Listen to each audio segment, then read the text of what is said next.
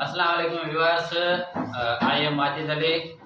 आज का जो हमारा टॉपिक है वो यूनिवर्सल लॉ ऑफ ग्रेविटेशन है, जो कि हमने कल प्रीवियस लेक्चर में हमने पढ़ा था यूनिवर्सल लॉ ऑफ ग्रेविटेशन। उसमें फोर्स जो थी वो डायरेक्टली प्रोपोर्शनल थी मासेस के, एंड फोर्स जो थी वो इनवर्सली प्रोपोर्शनल थी, वो रेडियस स्क्वायर बिटवीन देम थे।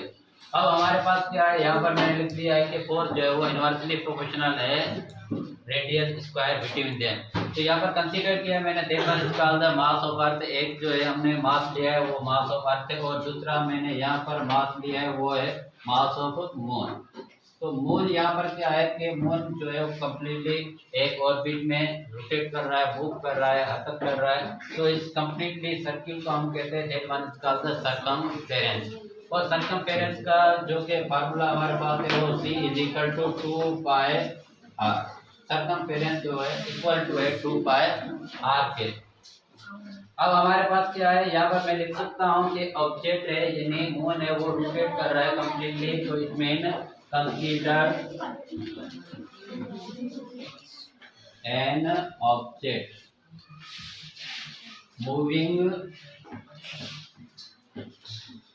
अराउंड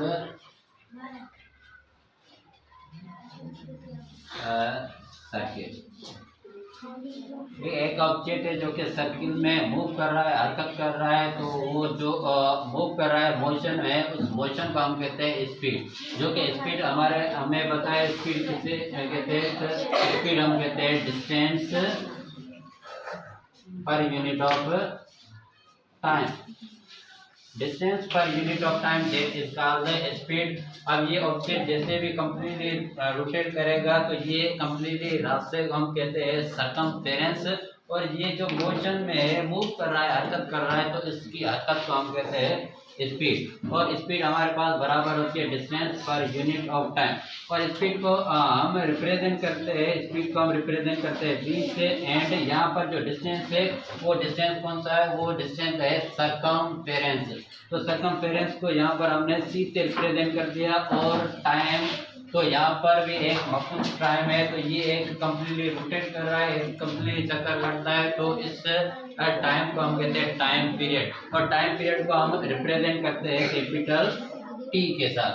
तो ये हमारे, और b इज इक्वल टू, अब c की जगह पर हमें पता है कि c किसके बराबर है? c जो इक्वल टू है वो 2πr के बराबर है। तो यहाँ पर c की जगह पर मैं लिख दूंगा 2πr ओवर टाइम पीरियड। तो हमारे पास एक जो है वो इक्वेशन वो आ गई है b की, जो कि इक्वल टू है 2πr ओवर टाइम पीरियड। अब अगर कोई भी ऑब्जेक्ट सर्किल में मूव करता है, तो इसके इनर वर्ड जो भी फोर्स लगती है तो that one is called the centripetal force. और जो कि सेंट्रीपिटल फोर्स जो यहाँ पर फोर्स है उसको हम इज इक्वल टू लेंगे सेंट्रीपिटल फोर्स के। और सेंट्रीपिटल फोर्स जो इक्वल टू है वो mv square over mv square upon are.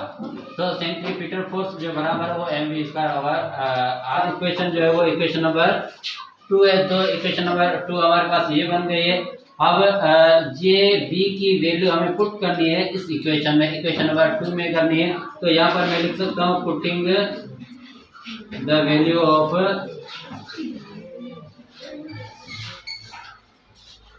v in equation number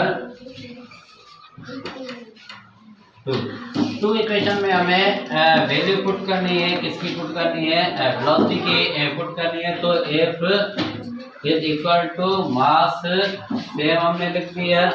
और b हमारे पास इज इक्वल टू किसके है? 2πr over t। अपॉन में क्या है? r की जगह पर मैंने सेम लिख दिया r। b का स्क्वायर है तो मैंने टोटल इसका भी स्क्वायर कर दिया। अब हमारे पास हम क्या करते हैं कि यहाँ पर हमने f सेम लिख दिया, f is equal to mass भी हमने सेम लिख दिया। 2 टू द यहाँ पर हो जाएगा 4, और यहाँ पर पाई का स्क्वायर r का स्क्वायर हो जाएगा ओवर में t का स्क्वायर। नीचे डिवाइड कर रहा है, ऊपर आकर क्या हो जाएगा? मल्टीप्लाई हो जाएगा। तो यहाँ पर जो एक आर है, आर से कैंसिल हो जाएगा। जस्ट लाइक यहाँ पर देखो r r multiply by r को आर से करोगे तो क्या हो जाएगा, आर स्क्वायर ओवर आर। तो इस हिसाब से हमने आर को कैंसिल आउट कर दिया, बाकी हमारे पास क्या बचेगा, सिर्फ आर बचेगा। तो यहाँ पर हम क्या कर रहे हैं, तो आर को हमने कैंसिल कर दिया एक आर से, तो हमारे पास अब बचा एफ इज इक्वल टू, पहले मैंने ये लिख दिया, उसके बाद mass pi square are over time square. तो हमारे पास ये इक्वेशन आ गई, pi r 4m pi square are over T square. अब हमें पता है केप्लर्स लॉ के बारे में हम ये मालूम है कि जो केप्लर्स लॉ है वो बराबर है time period square is directly proportional to the r cube. Kepler's third law, तो यहाँ पर मैं लिख सकता हूँ according to Kepler's third law. Kepler's third law के मुताबिक टाइम स्क्वायर जो है वो डायरेक्टली प्रोपोर्शनल है आर क्यूब के। तो यहाँ पर डायरेक्टली प्रोपोर्शनल को हम रिमूव करते हैं तो is equal to constant use करते हैं, केप्लर्स का कांस्टेंट के है, और यहाँ पर हमने लिख दिया आर क्यूब। यहाँ पर आर क्यूब मल्टीप्लाई कर रहा है, इस साइड आकर क्या हो जाएगा, डिवाइड हो जाएगा। तो R cube R T square over R cube is equal to a is a constant.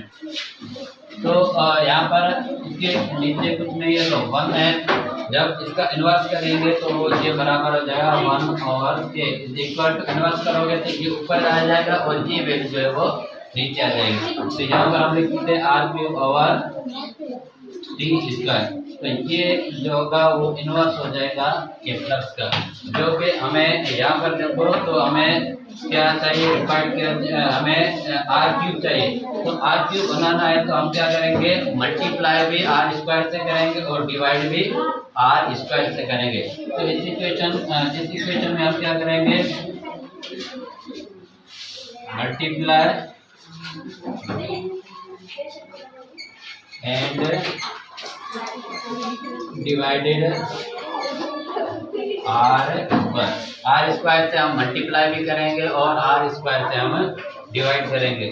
तो F is equal to 4m pi square are over T square. Multiply क्या करेंगे हम आर स्क्वायर से और डिवाइड भी करेंगे हम आर स्क्वायर से। तो आप यहाँ पर देखो आर को आर स्क्वायर से मल्टीप्लाई करो तो क्या आ जाएगा हमारे पास आंसर आ जाएगा 4m pi square R cube over time square multiply by raise to power R square हो जाएगा। तो यहाँ पर देखो केप्लर्स लॉ का इन्वर्स क्या है, इन्वर्स लॉ है केप्लर से 1 over K is equal to R cube over time square. तो यहाँ पर ये देखो ये सिस्टम बन रहा है हमारे पास, ये कम्प्लीटली जो है वो R cube over time square. तो ये हम क्या करेंगे, इस जगह पर हम कांस्टेंट यूज करेंगे। तो F is equal to 4m pi square. तो ये कम्प्लीटली इस जगह पर मैं क्या लिखूंगा 1 ओवर के मल्टीप्लाई बाय आर स्क्वायर आ जाएगा। तो हमारे पास ये टोटली जो है वो 4 भी हमारे पास क्या है कांस्टेंट है, के भी हमारे पास कांस्टेंट है, और पाई स्क्वायर इसकी वैल्यू होती है 3.142 वो भी कांस्टेंट है, एंड मास जो है वो हमने मून का लिया था वो भी मास जो है वो भी कांस्टेंट है। तो एफ इज इक्वल टू ये सारी टर्म हमारे पास क्या है कांस्टेंट है। तो यहाँ पर मैं लिख सकता हूँ that one is called the constant and multiply by r square. तो constant is equal to constant है, इज इक्वल टू कांस्टेंट का आप रिमूव करोगे तो आपके पास क्या आ जाएगा प्रोपोर्शनल और over R square. This is called the universal law of gravitation. Okay बेटा, अल्लाह हाफिज़।